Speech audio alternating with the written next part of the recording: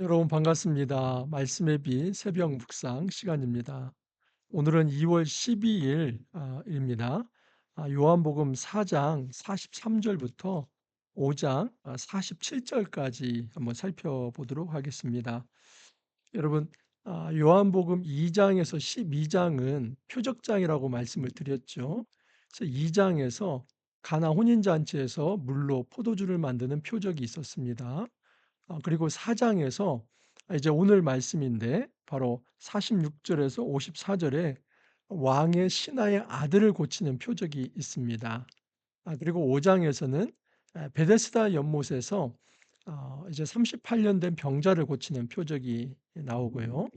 또 6장에서는 이제 오병이어의 표적이 나옵니다.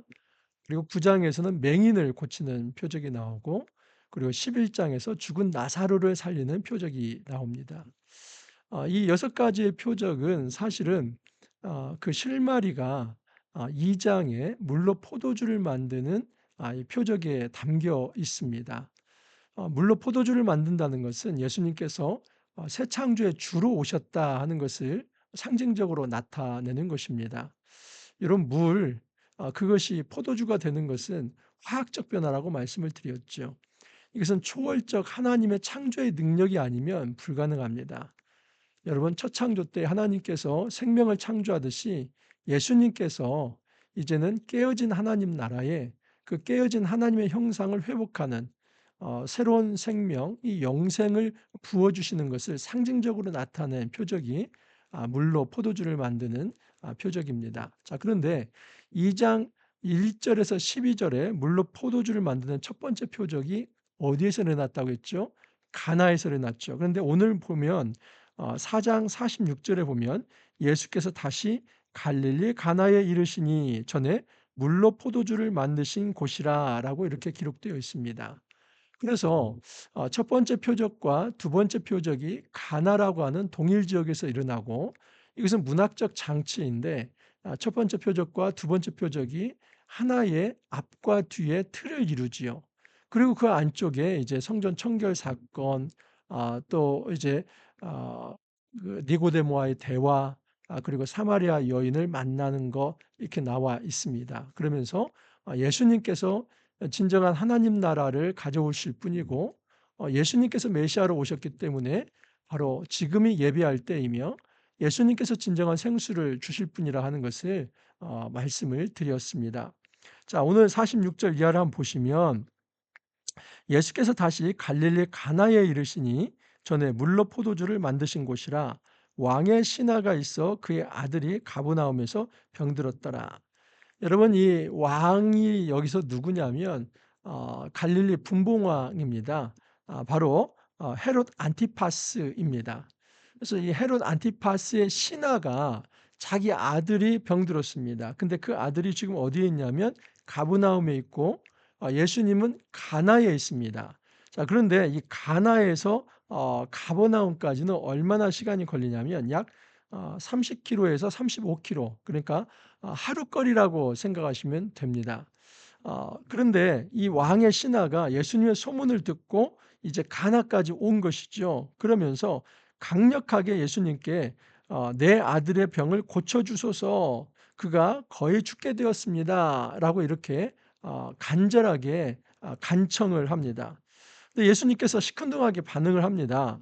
"너희는 표적과 기사를 보지 못하면 도무지 믿지 아니하리라." 여러분, 계속해서 예수님께서 이렇게 말씀하시는 이유가 있는데, 지금 특별히 앞으로 살펴볼 모든 표적은 이 믿음과 긴밀하게 연결되어 있습니다.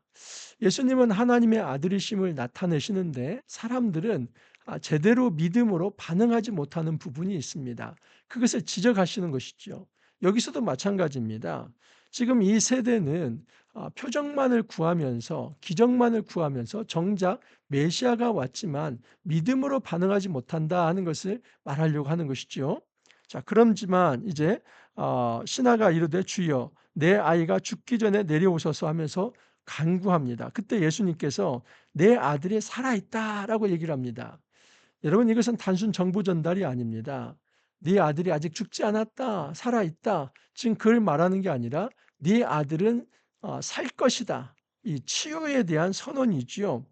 그래서 인제 여러분 하룻거리이기 때문에 그다음 날 이제 가는데 내려가는 길에 그 종들이 오다가 만나서 "아이가 살아 있다." 하거늘 이 종들이 주인에게 이야기를 합니다. 저기 우리 그 주인이요. 당신의 아들이 지금 살아났습니다." 자 그런데 그 이제 시점을 한번 따져 보니까 이렇습니다. 그 낫기 시작한 때를 물은즉 어제 7시. 이 7시는 여러분 유대 시간입니다.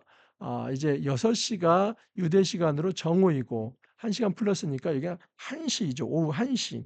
오후 1 시에 열기가 떨어졌습니다. 근데 그때는 바로 예수님께서 "내 아들이 살아 있다." 그 말씀을 하신 때이지요. 자 그래서 그의 아버지가 예수께서 "내 아들이 살아 있다." 말씀하신 그때인 줄 알고 자기와 온 집안이 다 믿었다라고 얘기를 합니다. 그래서 지금 왕의 신하의 아들이 이제 고침을 받으면서 그 신하와 그 온 집안이 예수를 믿었다라고 표현이 됩니다. 자 그런데 요한복음은 이 믿음에 대해서 조금은 비평적으로 보는 시각이 있습니다. 그래서 여기에서 지금 이들의 믿음의 진위를 다 얘기한 것은 아니지만 정말 요한복음에서는 무엇을 전제로 말을 하냐면 이들이 기적신앙, 이적을 바라보면서 예수를 좇고 있는 그 믿음의 한계가 있다는 것을 전제에 깔고 이런 얘기를 하는 것입니다. 자 이렇게 해서 두 번째 표적이 마무리가 됩니다. 자 이제 세 번째 표적은 5 장입니다. 5 장의 배경은 베데스다 연못입니다. 5장 1절 이하를 보면 그 후에 유대인의 명절이 되어 예수께서 예루살렘에 올라가시니라 예루살렘에 있는 양문 곁에 히브리 말로 베데스다 하는 못이 있는데 거기 행각 5이 있고 이 히브리어로 베데스다 하는 것은 합성어입니다. 베트 하면은 집, 헤세드 하면은 인자, 인애, 자비입니다. 그러니까 베트 헤세드, 베데스다 하는 것은 이것은 자비의 집이라는 말이죠. 자, 그러나 여기에 역설이 있습니다.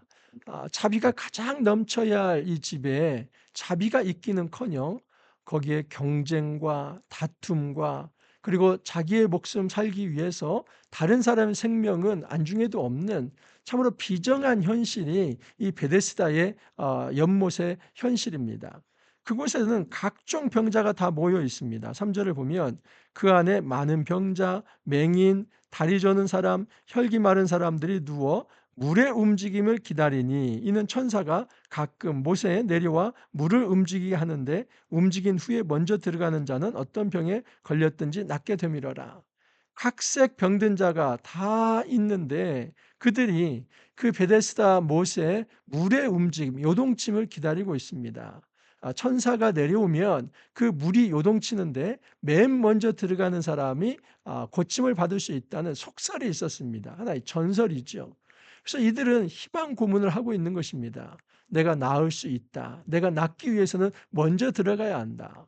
여러분 가끔 물이 동했을 것입니다. 그리고 먼저 들어간 사람이 있을 것입니다. 나았는지 안 나았는지 그것은 중요한 문제가 아닙니다.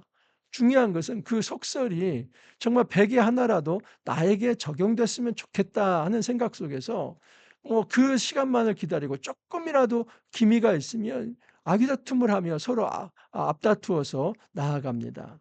이때 제일 여러분 불리한 사람이 누구일까요? 맹인일까요? 아니면 뭐 어떤 말 못하는 사람일까요?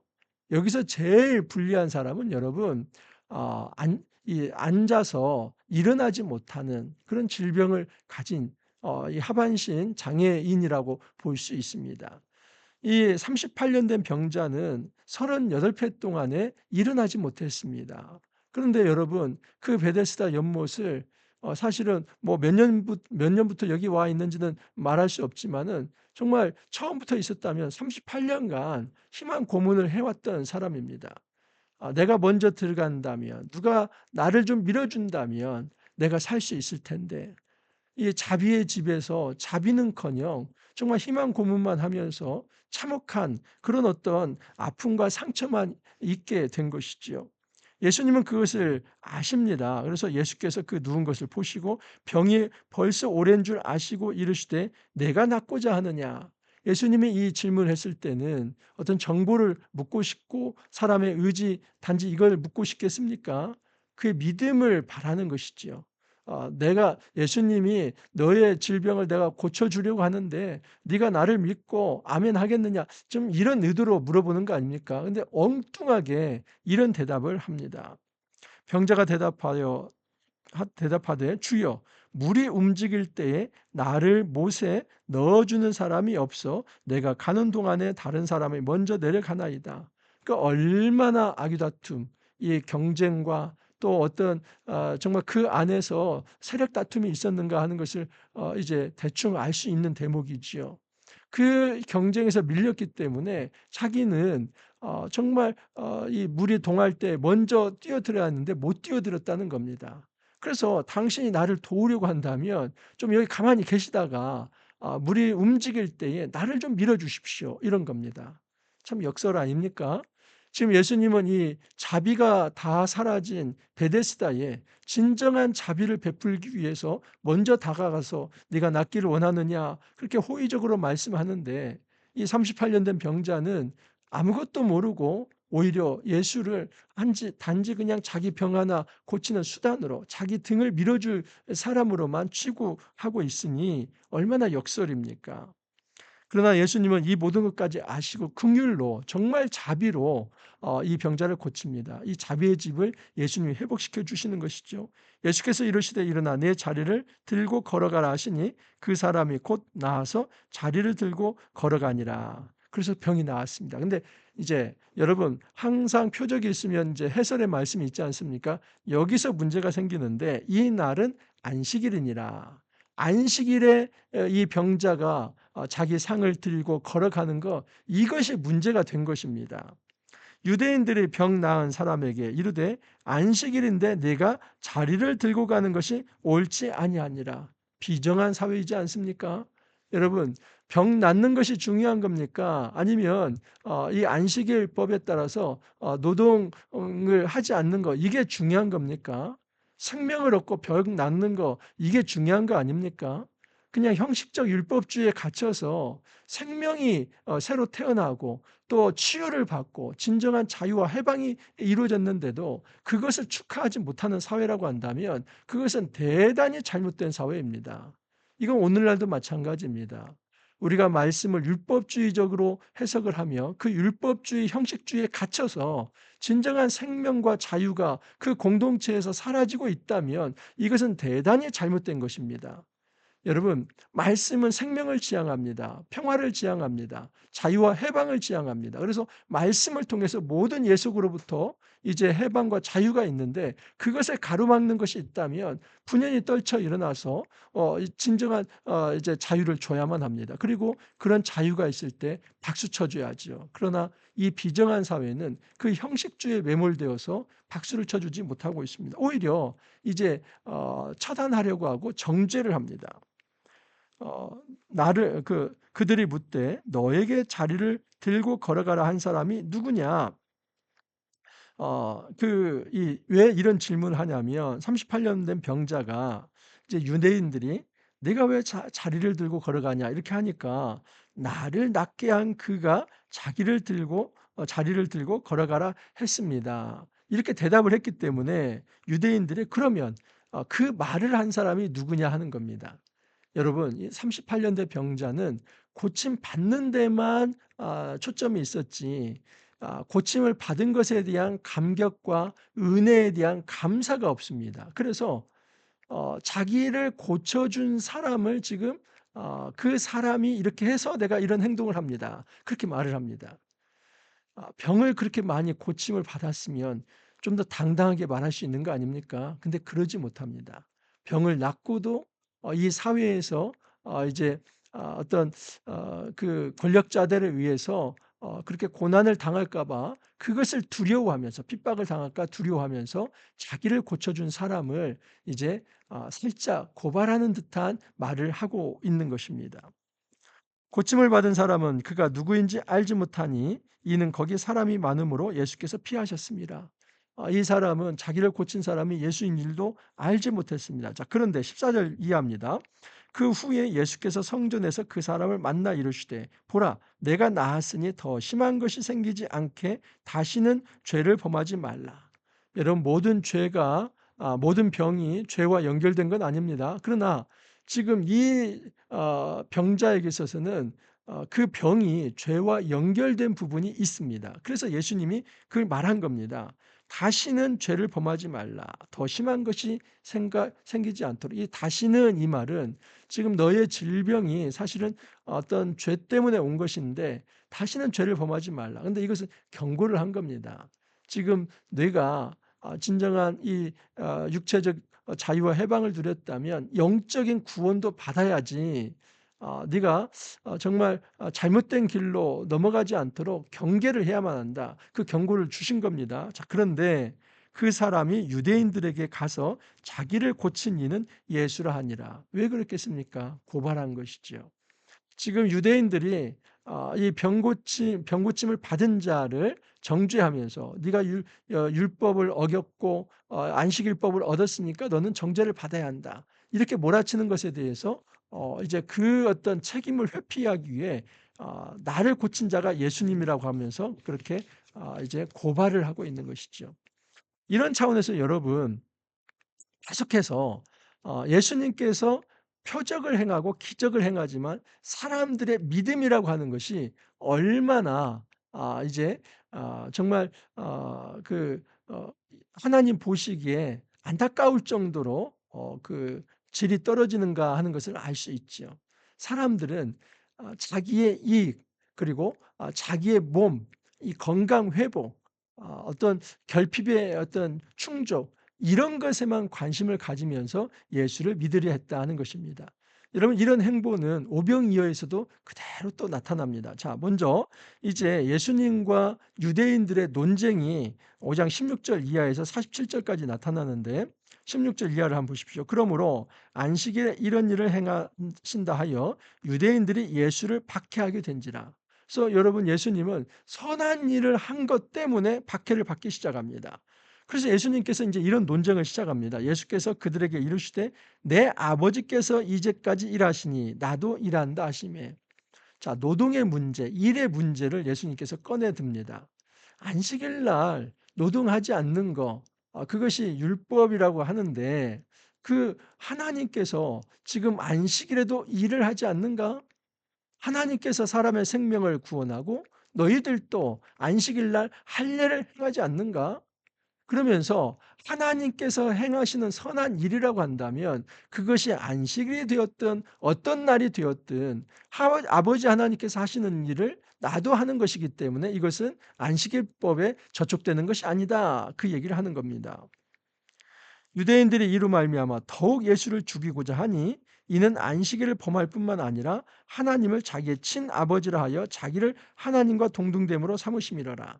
유대인들은 이제 정말 다짜고짜 예수님을 이제 신성 모독자로 몰면서 예수를 죽이려 듭니다. 이 사람이 지금 하나님과 자신을 동등하게 여기려고 한다.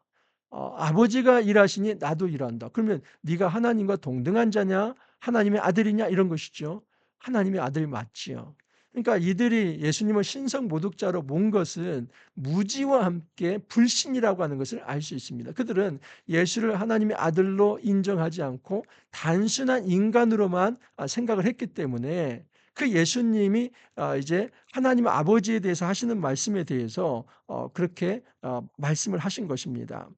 그러므로 예수께서 그들에게 이르시되 내가 진실로 진실로 너희에게 이르노니 아들이 아버지께서 하시는 일을 보지 않고는 아무것도 스스로 할 수 없나니 아버지께서 행하시는 것을 아들도 그와 같이 행하느니라.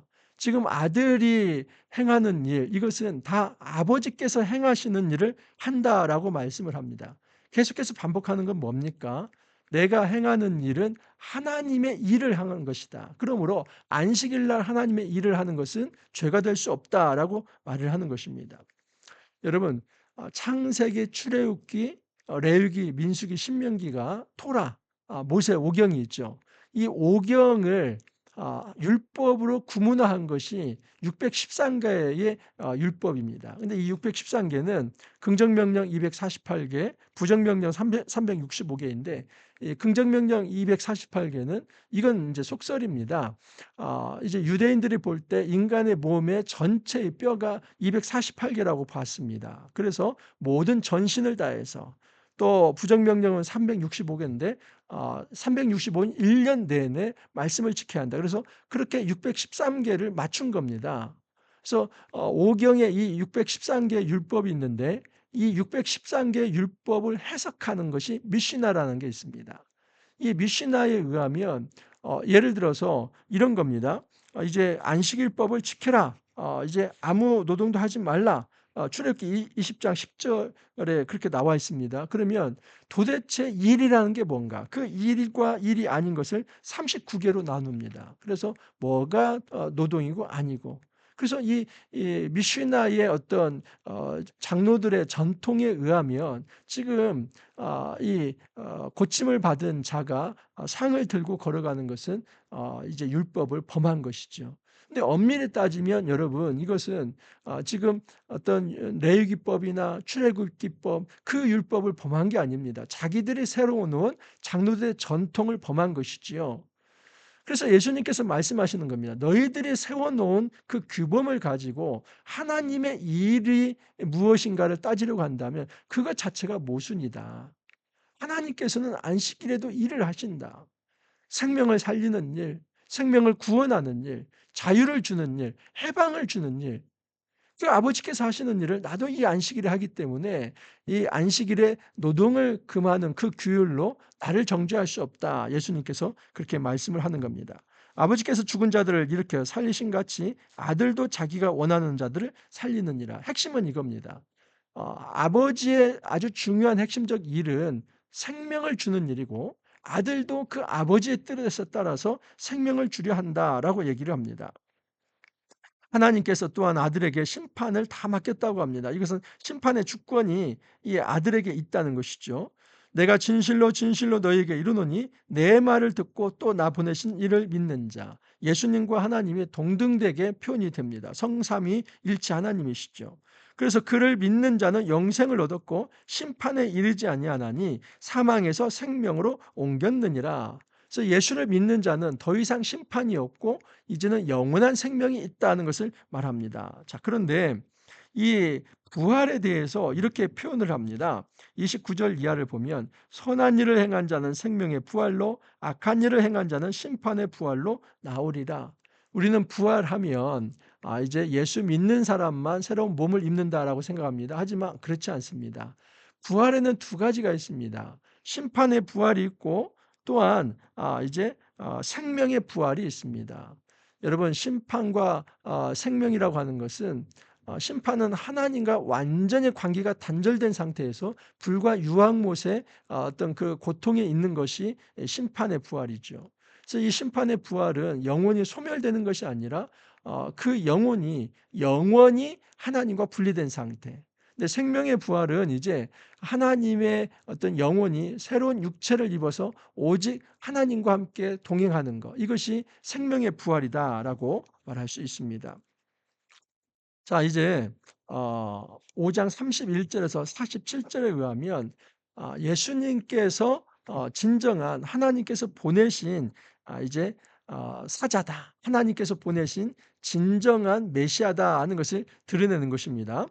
내가 만일 나를 위하여 증언하면 내 증언은 참되지 아니하되 나를 위하여 증언하시는 이가 따로 있으니 나를 위하여 증언하시는 그 증언이 참인 줄 아노라. 여러분, 이 토라에 의하면 한 사람 자기 주장은 이제 그 증언이 옳지 않습니다. 그래서 두세 사람의 증언이 있어야만 그 사람의 말이 옳다고 말할 수 있습니다. 그래서 예수님은 총 네 사람의 네 부류의 이 증인을 이제 가져옵니다. 33절에 이제 첫 번째 증인인데 너희가 요한에게 사람을 보내매 요한이 진리에 대하여 증언하였느니라. 첫 번째 증인은 요한이죠. 요한이 진리에 대해서 증언했다. 여러분 이제 요한복음 14장에서 그러지 않습니까? 내가 곧 길이요 진리요 생명이다. 누가 진리이십니까? 예수님이 진리이시죠. 그래서 요한이 진리에 대해 증언했다는 것은 요한이 예수님에 대해서 증언했다는 것입니다. 하지만 예수님은 말씀합니다. 그러나 나는 사람에게서 증언을 취하지 아니하노라. 요한이 나를 증언한 것은 매우 귀한 일이지만 이것이 온전한 절대적 증언은 아니다. 자, 그럼 뭡니까? 26절에 보면 하나님의 역사가 증언이다라고 얘기를 합니다. 이게 두 번째 증언입니다. 내게는 요한의 증거보다 더 큰 증거가 있으니 아버지께서 내게 주사 이루게 하시는 역사 곧 내가 하는 그 역사가 아버지께서 나를 보내시는 것을 나를 위하여 증언하는 것이요. 그 역사가 뭡니까? 표적과 기적이죠. 이런 하나님의 역사가 또한 내가 하나님으로부터 보냄받은 자라는 것을 증언하는 것이다라고 얘기를 합니다. 자, 세 번째 증언이 나오는데 자, 37절 이하를 보시면 또한 나를 보내신 아버지께서 친히 나를 위하여 증언하셨으니 이거 세 번째 증인은 누구입니까? 하나님이죠. 그래서 세례 요한 그리고 하나님의 역사 하나님 이게 다 예수님이 하나님으로부터 왔다는 것을 증언하고 있다는 것이죠. 자, 마지막은 38절 이하인데 말씀이 너희 속에 거하지 아니하니 이는 그가 보내신 이를 믿지 아니함이라. 너희가 성경에서 영생을 얻은 줄 생각하고 성경을 연구하거니와 이 성경이 곧 내게 대하여 증언하는 것이니라. 너희가 지금 이제 나를 믿지 않는 거 하나님께서 나를 보내셨는데 그 보내신 자를 네가 믿지 않는 것은 말씀이 없기 때문이라는 것이죠. 그들이 가지고 있던 성경은 구약 성경이지 않습니까?